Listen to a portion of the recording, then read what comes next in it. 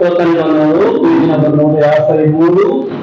అపోస్తలుడైన పౌలు కొరింథీ సంఘానికి రాసిన మొదటి పత్రిక 11వ అధ్యాయము 27వ వచనం నుంచి 31వ వచనం వరకు మనము ఉత్తర ప్రత్యుత్తర రీతిగా చదువుకుందాము.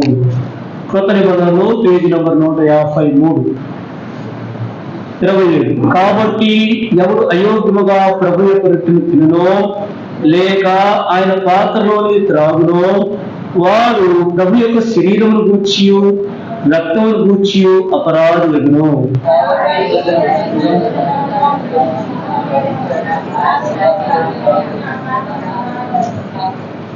ప్రభు శరీరం అని వివేచింపక తిని త్రాగువాడు తనకు శిక్షావిధి కలుగుటకే తిని త్రాగుచున్నాడు.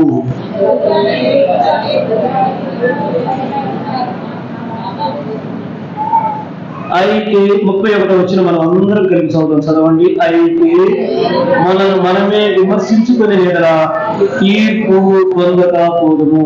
చదవబడిన వాక్య భాగము ప్రభు మనకు సహాయం చేయలాగున ప్రభు సహాయం కోరుదాం.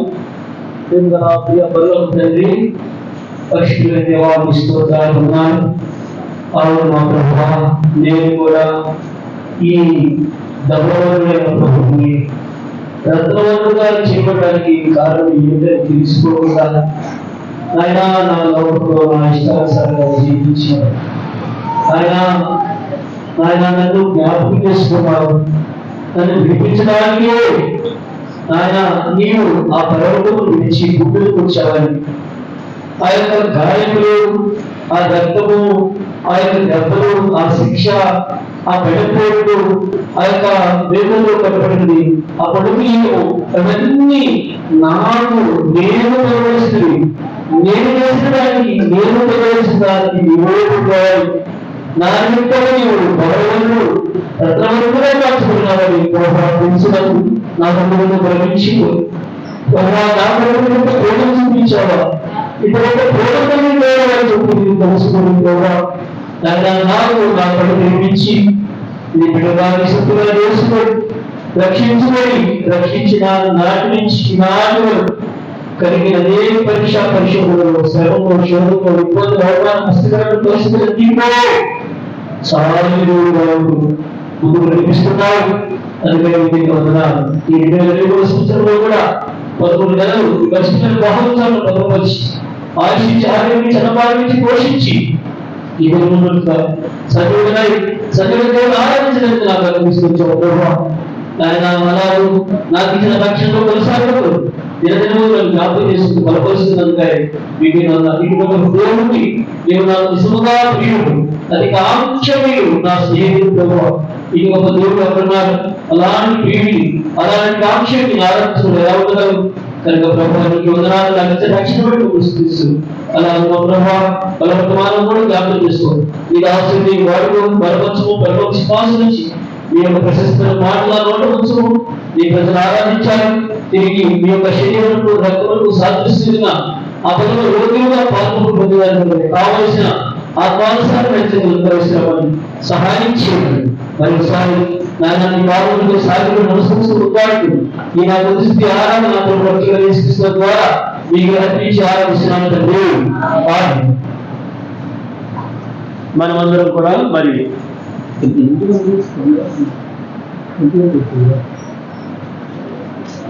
సరే మనం ఒక బయలు కలగదు. బల్లి బాలే మాట బంగారు మాట బల్లి మాట యేసు మాట బల్లి బాలే మాట బంగారు మాట బల్లి మాట యేసు మాట నాని నాని వల్లి మాట యేసు మాట నాని నాని వల్లి మాట యేసు మాట వల్లి మాట బంగారు మాట బల్లి మాట యేసు మాట. ప్రభు ఈ యొక్క శరీరానికి, ప్రభు యొక్క రక్తానికి సాదృశ్యంగా ఉన్న బలలో మనము యోగ్యమైన విధానంలో పాలు పంపులు పొందాలి. ఏమంటున్నాడు ఇక్కడ? 3 బలహీనతలు మనము ప్రభు బలం తీసుకునే వారు అని చెప్తున్నాడు. ప్రభు బలం తీసుకునేటువంటి వారు బలవంతులు అవ్వాలా, బలహీనులు అవ్వాలా? బలవంతులు కావాలి, రైట్, స్ట్రెంత్ అవ్వాలా. మరి ప్రభు బలం తీసుకుంటూ మనం బలహీనం అయితే మరి మన జీవితంలో ప్రభు బలం తీసుకోవడం అవసరమా? అక్కడేమంటాడు? 3 రకాల సమస్యల్లో మనం ఉన్నాడు. ఒకటి బలహీనులు, ఒకటే చెప్పండి, రెండోది ఏంటి? రోగులు, మూడోది ఏంటి? నిద్రిస్తున్నారంట. ఇలా నేను నిద్రిస్తున్నారని మీకు కోపం వచ్చింది. నేను అన్నమాట కాదు, బైబిల్లో రాశాడు కదా, చాలా మంది నిద్రించు, ఒకరు కాదు చాలా మంది నిద్రిస్తున్నారని పరిశుద్ధాత్మ దేవుడు లేఖనాలలో రాయించాడు. మరి నిద్రిస్తా దేవుడి వాటిని వినకుండా, హెచ్చరికలు వినకుండా వారం అలవాటుగా క్రమమనుకుంటూ పదనుకుంటూ తీసుకోకపోతే ఎవరైనా ఏమైనా అనుకుంటారేమో అని వేరే వాళ్ళ కోసం మళ్ళీ తీసుకుంటాను. అవసరమా? మరి మళ్ళీ తీసుకోగలుగుతాకన్నా అని మళ్ళీ మళ్ళీ తీసుకున్నప్పుడు ఏమని చెప్పారు? మనలను మనమే పరీక్షించుకొని తీర్పు పొందకపోవడము. ఏం చేయాలి? మళ్ళీ తీసుకున్నది ఏం చేయాలి? పరీక్ష. మనకు మనమే పరీక్షించుకోవాలి. నువ్వు మళ్ళీ తీసుకోవద్దు. నువ్వు తప్పు చేశావు, నీవు ఈ పాపం చేశావు, నీ పొరపాటు చేశావు, నీకు బలలేదు, నీకు బలలేవు అని ఎవరు అనకూడదు. క్రమము కాదు. మరి ఎవరికి వారే, నీకు నీవే, నాకు నేనే.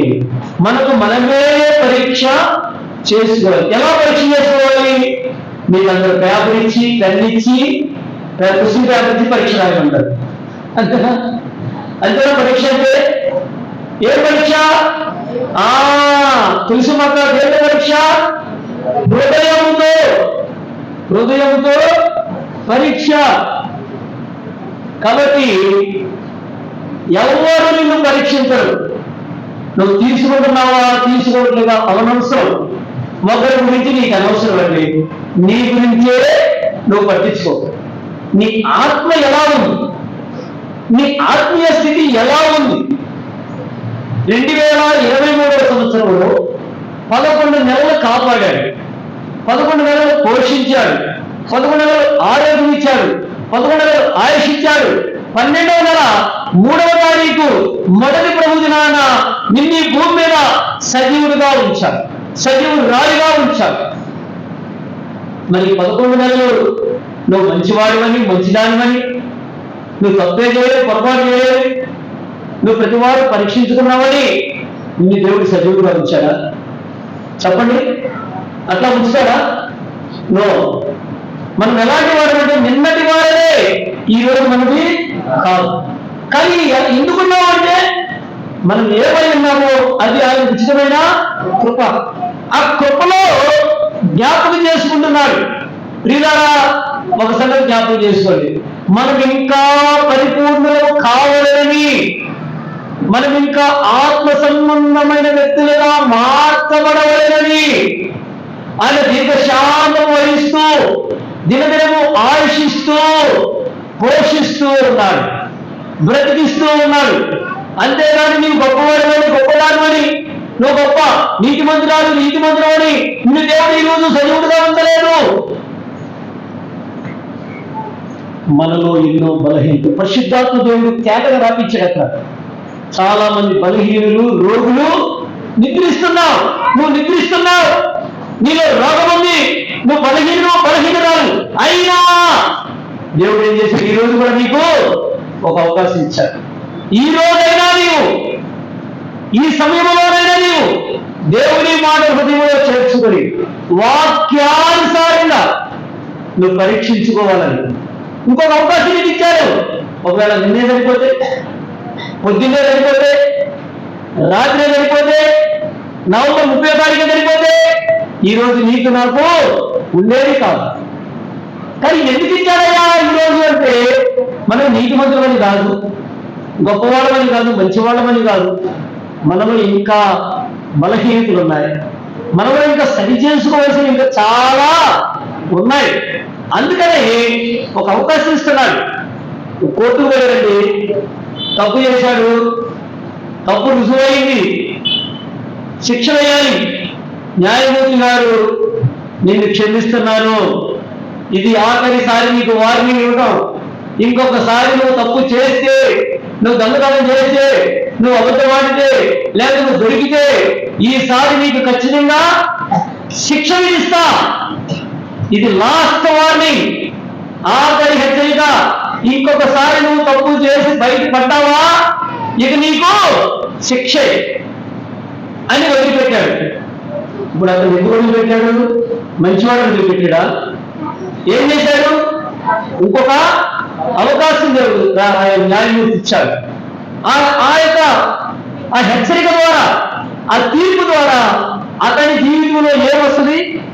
పరివర్తన, మార్పు వస్తుంది. అయ్యో నిజంగా నేను ఇంత తప్పు చేశాను కదా, ఈ పొరపాటును బట్టి నేను శిక్షించబడాలి కదా, నన్ను ఖైదులో పెట్టాలి కదా, జైల్లో పెట్టాలి కదా, నా పాపం వల్ల నా కుటుంబానికి నష్టం వచ్చింది, నా పాపం వల్ల నా కుటుంబానికి చెడ్డ పేరు వచ్చింది, వాళ్ళందరూ తలదించుకునేట్లుగా నేను చేసుకుని వచ్చాను. చిచ్చి, ఈ పాడు పని చేయకూడదు, ఇంకెప్పుడు చేయకూడదు, నన్ను బట్టి నా భార్య బిడ్డలు శిక్షించబడకూడదు, వాళ్ళ తలెత్తులు తిరిగేటట్టుగా మీరు చేయాలి అనేటువంటి పరివర్తన అతనిలో వచ్చినప్పుడు ఆ న్యాయమూర్తి తనకు పెట్టిన ఆ భిక్ష లేకపోతే ఆ తీర్పు ఆయన జీవితాన్ని మార్చినట్లుగా ఉంది. ఒకవేళ అతను మరలా మామూలు లోకంలోకి, పాపంలోకి, శాపంలోకి పోయాడనుకో, ఏం జరుగుతుంది? పాపము పట్టబడు, ఏదో ఒక రోజు దొరుకుతాడు, దొరికిన రోజున ఆ తీర్పు చేస్తాడు. 4 సంవత్సరాల క్రితం నువ్వు కోర్టుకు వచ్చావు, అప్పుడు నేను గద్దించాను, నువ్వు మారలేదు, కాబట్టి ఇప్పుడు నీకు శిక్ష విధిస్తున్నావు, నీకు 17 ఏళ్ళు జైలు వేసానంటే ఏం చేయడానికి అవకాశము కానీ ఇంకా ఇంకా మారుతాం, ఇంకా మార్చుకుంటాం, ఇంకా మన కోపాలు ఒప్పుకుంటాం, ఇంకా ప్రభు దగ్గరికి వస్తాం, ఇంకా ఇంకా ఇంకా దేవుడు ఎదురు చూస్తూ నీ నా జీవితంలో 2023 సంవత్సరం కూడా మనకి ఇచ్చాడు. 11 నెలలు గతించిపోయింది, ఇంకా మన ముందు కొన్ని రోజులు మాత్రమే ఉన్నాయి. ప్రభుత్వం అయితే, ప్రభుత్వం అయితే 2024 కూడా మనం చూడగలరు. అది దేవుడి చిత్తం. కాబట్టి దేవుడు నిన్ను నన్ను ప్రేమించి ఈ నిర్మించినందుకు, ఈ బలలో నువ్వు పాలివలసలు అవుతున్నందుకు ఒక్కసారి పరీక్షించుకో. ఈ 11 నెలల్లో నీ జీవితం ఎలా ఉంది? ఎన్నిసార్లు పడిపోయావు? ఎన్నిసార్లు దేవుడి మందిరాన్ని ఎగ్గొట్టావు? ఎన్నిసార్లు దేవుడి మందిరానికి ఆలస్యంగా వచ్చావు? ఎన్నిసార్లు ఆరాధించకుండా ఉన్నావు? ఎన్నిసార్లు బల్ల తీసుకోకుండా ఉన్నావు? ఎన్నిసార్లు కుటుంబంలో భార్య భర్తల బిడ్డల మధ్య సమస్యలు, గొడవలు, గొప్పలేని స్థితి. నువ్వు బల్ల తీసుకుంటున్నావండి, నువ్వు ఆరాధిస్తున్నావండి, నీ మాదిరితనమేది? నువ్వు ఎదురు తిరిగే స్వభావం ఉంటే నువ్వు ఇంకా మాదిరితనం ఎక్కడ? నువ్వు బల్లను తీసుకోవడం, ఇంట్లో గొడవ, బయట గొడవ, పని చేసేసారి గొడవ, చుట్టుపక్కల వారితో గొడవ, సాక్ష్యం కోల్పోతే బల తీసుకోలేదు. అయినా దేవుడు దయగలిగిన వాడు కాబట్టి మరి ఒక అవకాశాన్ని మనకి ఇస్తా వచ్చాడు. కాబట్టి ప్రియులారా, మీరు అలవాటుగా, మీరు ఆచారంగా తీసుకో, దయచేసి పరీక్షించుకున్నాం. ఒక్కసారి నీ హృదయాన్ని తెరు. నువ్వేమేం చేశావు? ప్రభువా, నేనేమేం చేశాను? నేను మర్చిపోయాను, ఒక్కసారి నాకు జ్ఞాపకించి. నేను ఒప్పుకుంటా, విడిచిపెడతా. ఒప్పుకొని విడిచిపెట్టేవాడు తన అతిక్రమములకు ప్రాయశ్చిత్తం పొందినవాడు, తన పాపములను ఒప్పుకున్నవాడు, విడిచిపెట్టినవాడు. ఒప్పుకొని విడిచిపెట్టేయాలి. ఇప్పుడు ఒక అతనికి చుట్టదా అలవాటు, వాక్యం అన్నాడు, అతను ఒప్పుకున్నాడు. ప్రభువా, నేను చుట్టను, ఇక తాగనని ఒప్పుకుంటున్నాను, విడిచిపెడుతున్నాను అని చెప్పి అనేసి మందిరంలో ఉన్నంతసేపు కాల్చకుండా బయటికి పోయి మళ్ళీ కాలిస్తే ఒప్పుకున్నట్టు. మరి మనం ఎన్నో ఒప్పుకుంటాం, మళ్ళా మామూలు చేస్తాం. మామూలు యథా ప్రకారం ఏదో కుక్క కావాలి అన్నట్లుగానే చేస్తుంది. కారణం ఏంటంటే మనకు భయం లేదు. మనం నీతి మంత్రులు అనుకుంటాము, పరిశుద్ధులు అనుకుంటున్నాము, దేవుడి బిడ్డలు అనుకుంటున్నాము, దేవుడు క్షమిస్తాడనుకుంటున్నాము. అందుకని వారం ఏ మాత్రం పరీక్షించుకోకుండా ఒక్కసారి నా హృదయం తెరుగుకోవా, నేనేమేం చేశాను నాకు చూపించు, నాకు జ్ఞాపకం చేయి, నేను క్షమాపణ వేడుకుంటాను, ఒప్పుకుంటాను, మరి ఒకసారి వాటిని అంటుకోను, వాటిని ముట్టను, వాటిని ఆచరించను, అనుసరించను, ఆ ప్రాంతాలను పోను, మరి జోడే నాకు ఉండదు. క్షమించు ప్రభా, ఈ అవకాశం దయచేయమని ప్రార్థన చేస్తే హృదయపడుతుందా, నీవేం చేసావు చక్కగా చూపిస్తాడు దేవుడు. నీ మనసాక్షి నీకు చెప్తా ఉంటుంది, ఆయన అక్కడ చేసావు, నువ్వు ఇది చేసావు, అట్టన్నావు ఇట్టన్నావు, ఇవన్నీ నువ్వు చెప్పాడు పరిశుద్ధాత్ముడు. అప్పుడు ఏం చేయాలి? ఒప్పుకొని విడిచిపెట్టే తీరుమానం. ఇంకొకసారి చేయకూడదండి. ఒప్పుకున్నాము అంటే ఏంటి? ఇంకొకసారి చేయకూడదు. ఇంకోసారి చేస్తే నువ్వు ఒప్పుకోవడం అనవసరం. ఒప్పుకోవడం వల్ల ప్రయోజనము లేదండి. కాబట్టి ఈరోజు ఒప్పుకుందాం. ఏదైనా చేశాము ప్రభు దగ్గర ఒప్పుకొని మన ప్రవర్తన ఎలా ఉంది? యోగ్యంగా ఉందా, అయోగ్యంగా ఉందా? ప్రభు తీసుకోవడానికి అర్హులుగా ఉన్నామా, అనర్హులుగా ఉన్నామా? మనం పరీక్షించుకుని ప్రభు వల్లలో యోగ్యంగా పాలు ఒప్పుకుంటాం. అప్పుడు చేస్తే దేవుని తీర్పు మన మీద ఉండదు. ఒకవేళ తీసుకున్న వరకు దేవుని తీర్పు కొరకు మనం అక్కడ సిద్ధపడాలి. ప్రభు వల్ల తీసుకుని దేవుడి తీర్పు తీసుకోవడం ఏంటి? ప్రభువులో తీసుకుని నిద్రించడం ఏంటి? ప్రభువులో తీసుకుని బలహీన అవడం ఏంటి? ప్రభువులో తీసుకుని బల రోగం అవడం ఏంటి? ఈ మూడు నీలో ఉంటే నువ్వు తీర్పు తీర్పుపడతావు. నీ మీద తీర్పు ఉంది కాబట్టి ఈ మూడు నీకు లేకుండా ఉండాలంటే నువ్వు ఒక్కటే చేయాలి. ఈ మూడు నీకు రాకుండా నువ్వు ఒక్కటి చేయాలి. ఏంటది? పరీక్ష చేసుకో. నువ్వు పరీక్ష చేసుకోలేదుకో నీలో మూడు ఉన్నాయి: బలహీనుడివి, రోగివి, నిత్యీక్ష. ఈ మూడు వల్ల పైన నీకు దేవుడి తీర్పు. ఈ మూడు కావాలా? ఆ పైన దేవుడి తీర్పు కావాలా? ప్రతి ఒక్కరు కావాలా? ప్రభు దగ్గర ఒప్పుకుంటావు. మనమే పరీక్షిస్తున్నాం. కొత్త వర్తమానం చూసుకుని మనం ప్రభు వాళ్ళకి వెళ్దాం. రండి, దినవృత్తాంతాలు మొదటి గ్రంథము త్వరగా మరి నోటీస్ ఉంటుందని చెప్పని రాసిచ్చాడు. మరి ఇప్పుడు చాలా టైం అయిపోయింది, జ్ఞాపకం చేసుకుంటాను. కాబట్టి త్వరగా మరి సమయం కనిపెట్టి ప్రభు వల్లలో పాల్గొనలు అవడానికి దేవుడు సాయం చేయను గాక. 16వ అధ్యాయము 33వ వచనం. మొదటి దినవృత్తాంతములు 16:33, పేజీ నంబర్ 348. భూజనులకు తీర్పు తీర్చుటకై యెహోవా వేం చేయుచున్నాడు, వనవృక్షములు ఆయన సన్నిధిని ఉత్సహించును. ఇప్పుడు బైబిల్ లేని వారు, చదవలేని వారు, చదువు రాని వారు నాకు చెప్పండి. భూజనులకు తీర్పు తీర్చుటకై యెహోవా వేం చేయుచున్నాడు,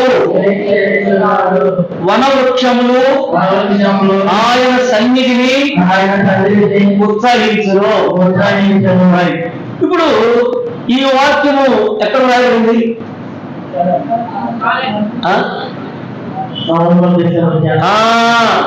మన క్యాలెండర్ పై ఉందా? మందిరంలో ఉంది. మన క్యాలెండర్ లో నవంబరు, డిసెంబర్ 2 నెలలకి ఇవ్వబడిన వాగ్దానం. నవంబర్ అయిపోయింది. చెప్పేవా? ఈ దిన్న వాక్యం చెప్పేవా? ఈ దిన్న వాక్యం చెప్పేసావా? చెప్పలేదుగా? చెప్పబోతే చెప్పితే ఇంకో చెప్తా, చెప్పబోతే చెప్తాను. చెప్పలేదుగా?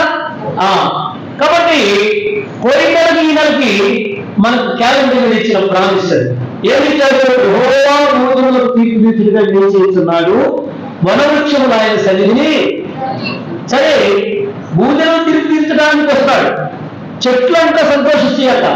నీకు నాకు తీర్పు తీరుస్తుంటే, నువ్వు నేను తీర్పు పొందుతుంటే ఈ చెట్లన్నీ చూసి ఏం చేస్తాయట? నవ్వుతాయట. ఆ గౌరవం నిద్రపోతుంది. ఇక నీ పక్కన కూర్చోలేదు, నిద్రపోతుంది అక్క. సగం నిద్రపోతున్నా క్లియర్గా నిద్రపోతున్నారు మీరందరూ. ఎవరు నిద్రపోతున్నారు? ఏమనుకోకండి, అన్ని చెప్పాడు. నిద్రపోతే మాకు నిద్రపోతున్నావు తెలిస్తే కొంచెం దేవుని మందిరంలో టైం అయిపోతుంది, త్వరగా ముగిస్తాను. సరే, మనం మనుషులం, మనం తీర్పు తీర్చినప్పుడు చెట్లను ఏం చేస్తాయంట? చెప్పండి, ఏం చేస్తాయంట? సంతోషిస్తాడు. ఉత్సాహం ఏంటి? సంతోషిస్తాడు, నవ్వుతుంది అంటే అరే మన చర్చిగా బలం ఇచ్చేవా, బలం ఇస్తున్నావుగా, లేకపోతే గొప్ప భక్తులాగా నటించేవా, నీ బొద్దేగా నీ బొద్దేంటి ఇప్పుడు బయటపడింది అని చెట్లు నవ్వుతాయి. చెట్లు నవ్వుతాయి, చెట్లు నవ్వుదా? చెట్లు కళ్ళమయా? చెట్లు ఎలా ఇస్తాయి? కొన్ని మాటలు మనం చూసుకొని ప్రభు బలను తీసుకుంది. సరే, భూజనులకు తీర్పు తీర్చడానికి, భూజనులు అంటే భూమి మీద వాళ్ళందరూ తీర్పా? కొందరికే తీర్పా? అందరికైనా కొందరికైనా? చూద్దామండి. మొదటి సమూయేలు 2వ అధ్యాయము 10వ వచనం. మొదటి సమూయేలు 2వ అధ్యాయము 10వ వచనం. పేజీ నంబరు 224, పాత నిబంధనలు. యెహోవాతో వాదించేవారు నాశనమగుదురు, పరమండలములో నుండి ఆయన వారి పైన ఉరుము వలె గర్జించును. లోకము సరిహద్దులలో ఉన్న వారికి ఆయన తీర్పు. అదే మన మాట, మన అంశం ఏంటంటే యెహోవా తీర్పు తీరుస్తూ. ఎవరు తీర్పు తీరుస్తున్నారు అంటే ఇక్కడ చూడండి, మొట్టమొదటిగా యెహోవాతో వాదించేవాడు. ఎవరంటున్నాడు? ఎవరు చెప్తున్నాడు? యెహోవాతో వాదించేవాడు. దేవుడితో వాదించేవాడు కొంతమంది ఉన్నారు, తెలుసా మీకు? ఉన్నారా? చెప్పండి. మనం పత్రిక పంచడానికి సువార్త చేయడానికి పోతాం. కొంతమంది అంటారు, ఎక్కడ ఉంటారు దేవుడు? మీ దేవుడు చూపించచ్చు. దేవుడు అంటే దేవుడు బయలుదేరాడు, మీ బిడ్డ రావాలి పోలే, మీ ఏదో రావు, భక్తులు బయలుదేరాడు. దేవుడు అంటే దేవుడు, మా వేరే దేవుడే ఏం చేస్తాడు? వాదిస్తాడు. వాదించేవాడికి తీర్పు. ఎవరు వాదిస్తారు అంటే ఇర్మియా 2వ అధ్యాయము 10వ వచనం. ఇర్మియా 2:29 త్వరగా తీసుకుని చదవండి. ఇర్మియా 2వ అధ్యాయము 29వ వచనం, పేజీ నంబర్ 628. చదవమ్మా.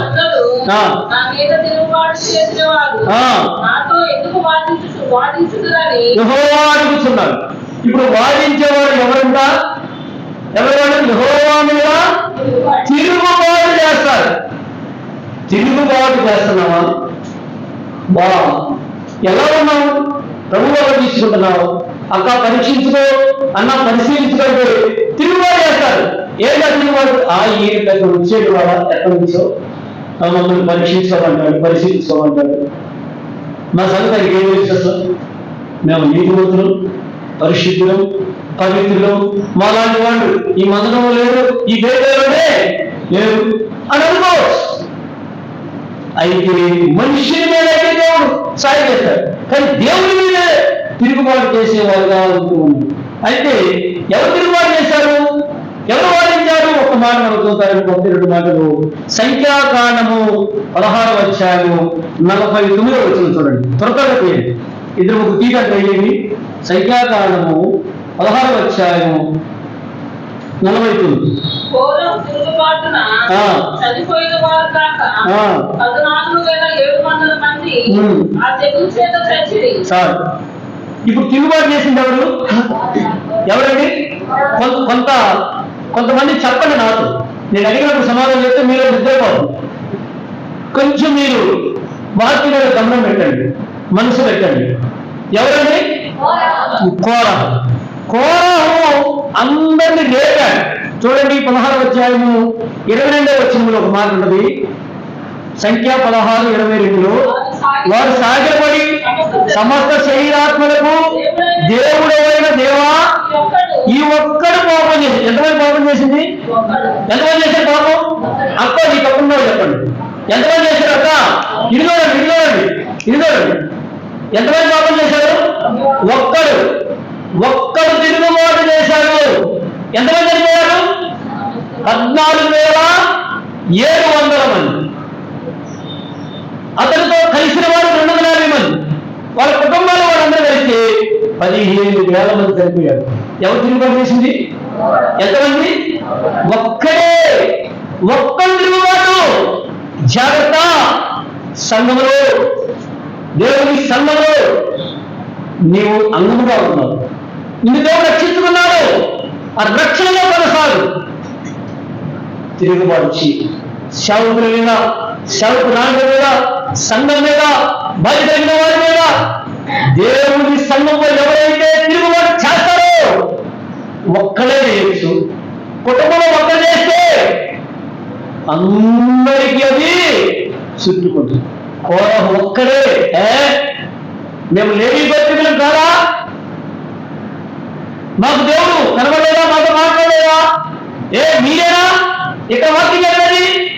మీరేనా ఆ యొక్క ప్రతిష్ఠిత వస్త్రాలు వేసుకునేది? మీరేనా పీఠం పెట్టుకునేది? మేము లేని వంశస్థులు కదా? మాకు లేదా బాబు?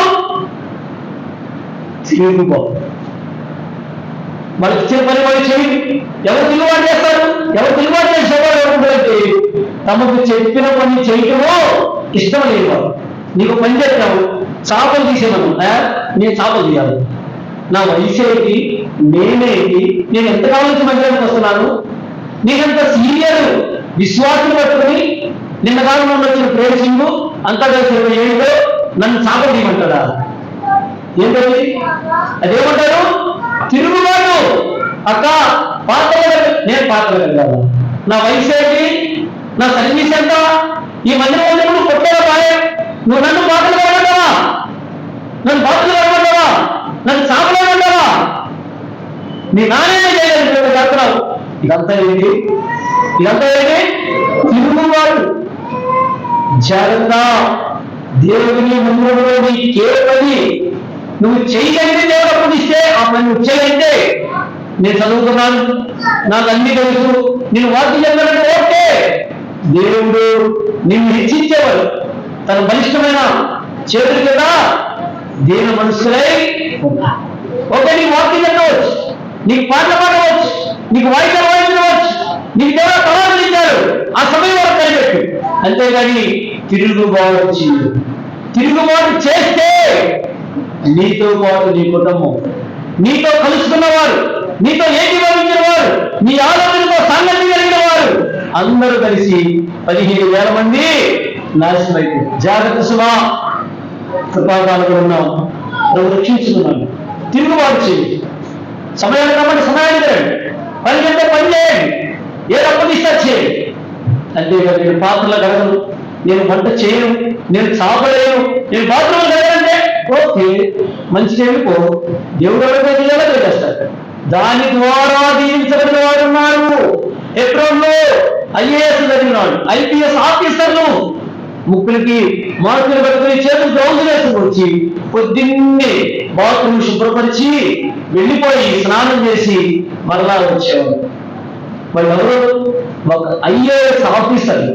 వాళ్ళకున్న వాళ్ళ రాష్ట్రానికి ఆఫీసర్లు. ఒక ఊరికి కాదు, ఒక జిల్లా కాదు, రాష్ట్రానికి ఆఫీసర్లు.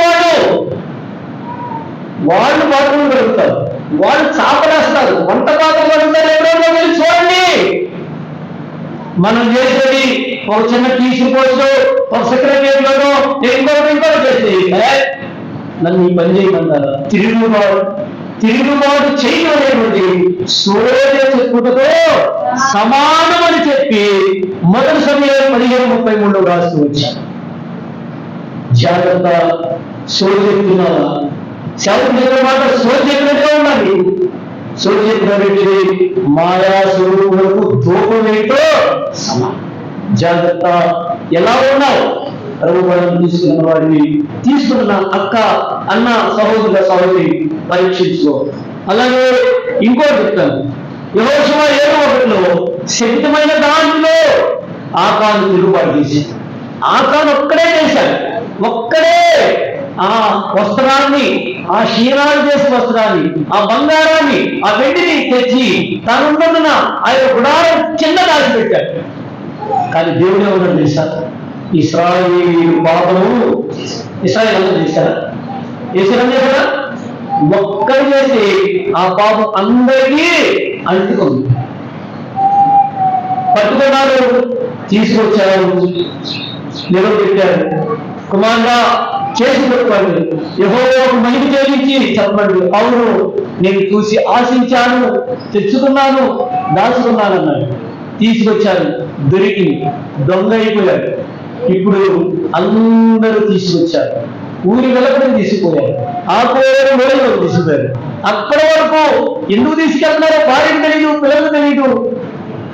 ఆకారం భార్యకు తెలియదు, ఆకారం పిల్లలకు తెలియదు, ఆకారం రక్షణకు తెలియదు, ఆకారకున్న పశువులు తెలియదు, ఆకారకున్నటువంటి ఆస్తి తెలియదు. మొత్తం అన్ని తీసుకొచ్చారు. అప్పటి వరకు ఆకారంతో సంబంధం కలిగిన వారు, బాంధవ్యం కలిగిన వారు, రక్తబంధులు, తోబుట్టులు అందరూ కూడా అన్నయ్య, అక్క, వదిన, పిన్ని, బాబాయ్ అని పలకరించిన వారే భార్యకు, పిల్లలకు ఆ పాపములు భాగమే ఏది. వాళ్ళ అమాయకులు అందరూ తీసుకుపోయారు, నిలవబెట్టారు, రాళ్ళు తీసుకున్నారు, కొట్టేశారు. కొడతంటే ఒక దెబ్బ తగులుతుంటే ఆ బాధ ఎలా ఉంది? ఆ బాధ అంటే అయ్యా నువ్వు ఎందుకు ఈ పాపం చేశావు? ఎందుకు దేవుని సేవకు దిగుబాటు చేశావు? ఎందుకు చెప్పిన వారికి చేయకుండా నువ్వు చేశావు? నువ్వు ఎందుకు నచ్చుకున్నావు కదా ఎందుకు చేశావు? దానివల్ల మన ప్రయోజనం ఏంటి? మనం అందరం చనిపోతున్నాం. భార్య ఏడుస్తుంది, బిడ్డలు ఏడుస్తున్నారు, రక్షణలు ఏడుస్తున్నారు, అమాయకమైన పశువులు ఏడుస్తున్నారట. వాటన్నిటినీ కొట్టి రాళ్ళతో చంపి అగ్నితో కాల్చేశారు. జాగ్రత్త, అంత తీపి అవసరమా? సహోదరుడా, సహోదరి, తిరుగుబాటు చేస్తే సంఘం మీద కానీ, సహోదరు మీద కానీ, దేవుని మీద కానీ తిరుగుబాటు చేసావా శిక్షాదరిగా ఉంది. అమాయకమైనటువంటి భార్యకి, అమాయకమైనటువంటి శిక్షులు, ఆ బట్టలు సమస్తము కాల్చి వేశారు. నేటి వరకు గుట్టగా కనపడుతుందని చెప్పి రాయడం. ఇలా పరీక్షించుకోవాలి. ఎలా ఉంటుందా భక్తి జీవితం? నా రక్షణ జీవితంలో నేను ఎలా సాగుతున్నాను? ప్రభా నాతో మాట్లాడు. ఎన్నో వారు తప్పిపోయారు, నేను బలహీనుణ్ణి, ఎన్నో దురాలోచన చేస్తాను. రెండేళ్ళు మనం చూస్తామంటే సామెతలు, దుష్టులకు కీర్తనలు 9వ అధ్యాయం 16వ వచనం. కీర్తనలు 9:16. ఆయన తీర్పు తీర్చి ఉన్నాడు, దుష్టులు చాలు. ఏమన్నాడు? ఇప్పుడు ఇది రెండవ తీర్పు. ఎవరికంట? ఎవరికి? దుష్టులకి తీర్పు. చూడండి, ఆ యొక్క 9వ అధ్యాయంలోనే 17వ వచనం ఒక మాట ఉంది. కీర్తనలు 9:17. దుష్టులను దేవుడు మరచినందరూ పాతాడు. దుష్టులంటే ఎవరంటే దేవుడు చేసిన మేలు మర్చిపోయేవారు. 10వ అధ్యాయం 3వ వచనం. దుష్టులు తమ మనోవినాశన బట్టి, అంటే చెప్పింది లేదు, దుష్టత్వం, వాళ్ళ ఆలోచనే, వాళ్ళ ఉద్దేశమే, వాళ్ళు కలిగిన ఆలోచన ప్రకారమే వాళ్ళు నడుస్తూ ఉంటారు. ఒకలేమో దేవుడు మర్చిపోతారు, దేవుడి మేలు మర్చిపోతారు. రెండవది వాళ్ళ ఆలోచన బట్టి వాళ్ళు నడుచుకుంటారు. తర్వాత 4వ వచనంలో దుష్టులు ఎవరంటే పొగరెక్కిన వారుగా ఉంటారు దుష్టులు. 11వ వచనం చూడండి, దుష్టులు దేవుణ్ణి తృణీకరించి. 4 విషయాలు చెప్పారు. ఒకటెవరు? దుష్టులు అంటే ఎవరు? దేవుని మర్చే. రెండోది తమ ఆలోచన ఆధారం చేసిన మాట్లాడేవారు. మూడోది పొగెక్కిన వారు. 4వది దేవుణ్ణి తృణీకరించారు. ఇలాంటి వారు కూడా దేవుని తీర్పు సిద్ధంగా. కాబట్టి దుష్టులు ఎక్కడున్నారంట? 1వ అధ్యాయము 1వ వచనాలు అంటాడు, దుష్టుల ఆలోచన చొప్పున నడవక, పాపుల మార్గమున నిలవక, అపహాసకులు కూర్చుని చూడను కూర్చులక, యెహోవా ధర్మశాస్త్రమునందు ఆనందించుతూ దువారాత్మను దాన్ని ధ్యానించువాడు. జాగ్రత్త. దుష్టులతో సాంగత్యం కలిగి ఉన్నావా? ఇంటి వద్ద, నువ్వు పనిచేసే చోట నీకున్న స్నేహితులు ఎవరు? లోకానుసారమైన వారా? దుష్టులుగా ఉన్నటువంటి వారా? దుష్టపానులు చేసేవారు నీకు సాంగత్యం ఉందా? ఒకసారి జ్ఞాపకం తీసు. అలా ఉన్నట్లయితే వారి మీద కూడా దేవుని యొక్క శిక్ష ఖచ్చితంగా వచ్చేదిగా ఉంటుంది. కాబట్టి మీరా పరీక్షించుకున్నాం. మనం ఎలా ఉన్నాం? తిరుగుబాటు చేసేవారు ఉన్నామా? లేకపోతే శ్రోతేవారు ఉన్నామా? మనం వాదించేవారుగా ఉన్నామా? లేకపోతే దుష్టులుగా ఉన్నామా? ఎలా ఉన్నాం మనం? పరీక్షించుకుందాం. 3వ సామెతలు త్వరగా ముగిస్తున్నాను నేను. సామెతలు 12:2. సామెతలు 12వ అధ్యాయము 2వ వచనం. అందరూ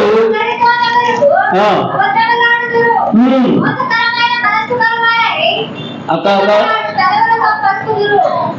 సామెతలు 12 చదువు. సత్పురుషుని యెహోవా కటాక్షము చూపును, దురాలోచన గలవాడు నేరస్తుడైన ఆయన తీర్పు. మూడోది ఎవరికంటే దురాలోచన. ఏ ఆలోచన? దురాలోచన కాదు, దురాలోచన. దురాలోచన చేసేవారు ఉన్నారు. మనమే తెలుసు కదా, ఆదికాండం 30వ అధ్యాయంలో ఆ ఎవరెస్టులు వస్తున్నాడు దూరం నుంచి చూశారు. అరే అది కూడా వాడు కలవడే వస్తున్నాడు. ఎవరైనా కలవడే వస్తున్నారా? ఈ రేపేనంట ఈ పొలం ఇచ్చిందంటే మన ఏంటో సాగి పడినాడు. ఈ సంగతి అయితే తెలుగుతారు. దురాలోచన చేసి రక్త సంబంధాన్ని సహోదరుని దయ చూపించకుండా పడేసి అమ్ముకున్నారు. చివరికి ఏం చేశారు? చివరికి ఎవరైంది? ఆయన దగ్గరికి పోయి శాస్త్రాన్ని సాగిపడి, అయ్యా నీవే తీర్పు. జాగ్రత్త. దురాలోచన చేస్తున్నావా దేవుడి మీద, దేవుడి సంఘం మీద, సరస్వతి సంపాదించిన సంఘం సేవకుల మీద, కుటుంబం మీద నువ్వు దురాలోచన చేసినట్లయితే నీకు కూడా దేవుడి యొక్క తీర్పు, శిక్ష ఉంది.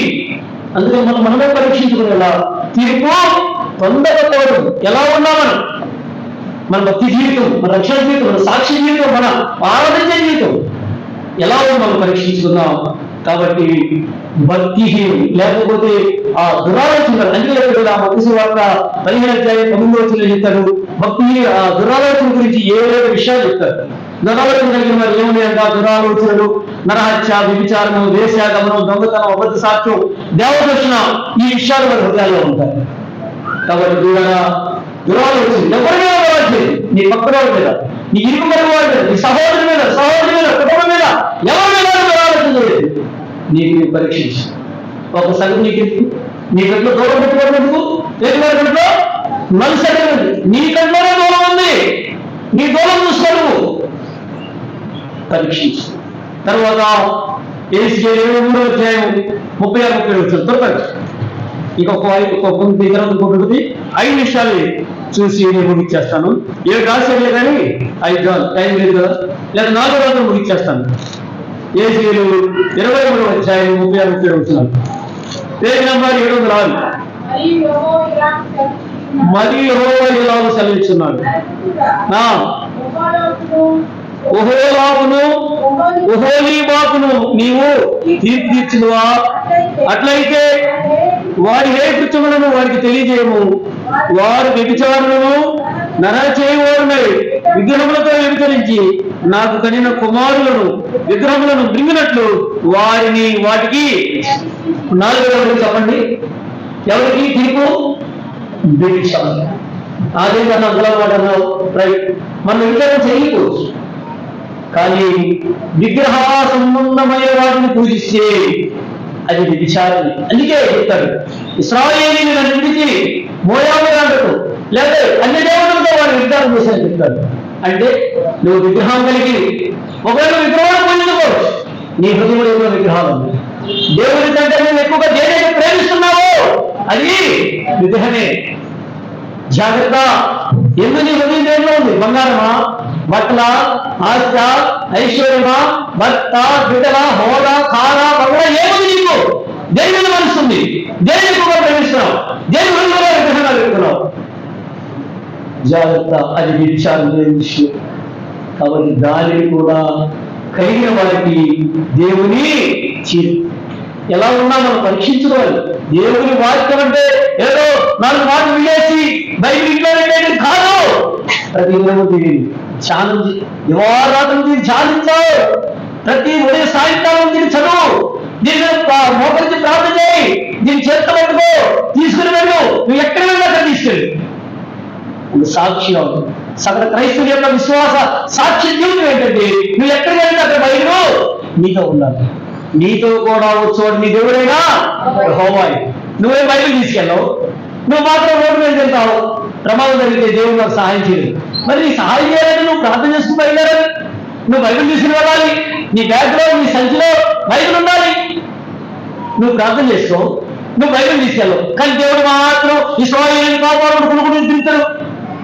101వ కీర్తన, 91వ కీర్తన, ఆయన కూర్చుని ఈ మార్గంలో నిన్ను కాపాడకు, ఆయన చేతులకు ఆజ్ఞాపించును. ఆయన మాత్రం ఎన్ని చేయాలి? లేదా తగ్గిందనుకో నాకు దేవుడు ఇది ఆయన చెయ్యాలంటే నువ్వు చేయాలిగా, మొదట వాడి పాదం వచ్చి రావాలిగా, ప్రార్థన చేయాలి కదా, దేవుడు నమ్మకవా, ఇష్టడుగా ఇష్టంగా జీవితారు కదా. జాగ్రత్త ప్రియులారా, విశ్వాస జీవితాన్ని చాలా మంది అర్థం చేస్తారు. మనం ఎలా ఉంటున్నామనేది మన మాట, మన సాక్ష్యాన్ని సమాజం గమనిస్తా ఉంటుంది. నువ్వు ఇంట్లో శనివారం నుంచి సోమవారం వరకు ఇంట్లో లోకంలో జీవిస్తావు, ఆదివారం బయట సంఖ్యలో పెట్టుకుని ప్రజలక అనుకుంటొచ్చి కూర్చుని కాదు. వారం రోజులు నువ్వు ఎట్లా ఉన్నావు, అది పరీక్ష. ఎక్కడికి తిరిగావు, ఏ హృదయాలోచన చేసావు, ఎవరెవరు ఏం మాట్లాడావు, ఎన్నిసార్లు తిరుగుబాటు చేసావు, ఎన్నిసార్లు మాట్లాడుకోవచ్చావు. ఇద్దరు అక్కడికి వచ్చింటే 3, 4, 5, 10 మంది వస్తారు మాటలు. మన మధ్య లేని మనిషి గురించి మనం మాట్లాడదు. ఎన్నిసార్లు విమర్శిస్తున్నావు? జాగ్రత్త. గ్రంథం చేతికిచ్చుకునేపు గ్రంథం మీద ఆధారపడదు. దేవుడి గ్రంథానికి నువ్వు ఎంత ప్రాముఖ్యం ఇస్తే దేవుడు నీకు అంత ప్రాముఖ్యం ఇస్తాడు.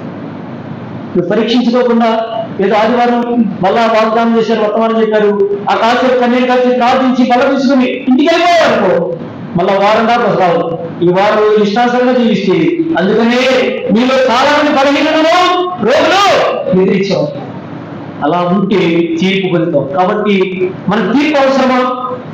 దేవుని బహుమానం కావాలా? ఏం కావాలి?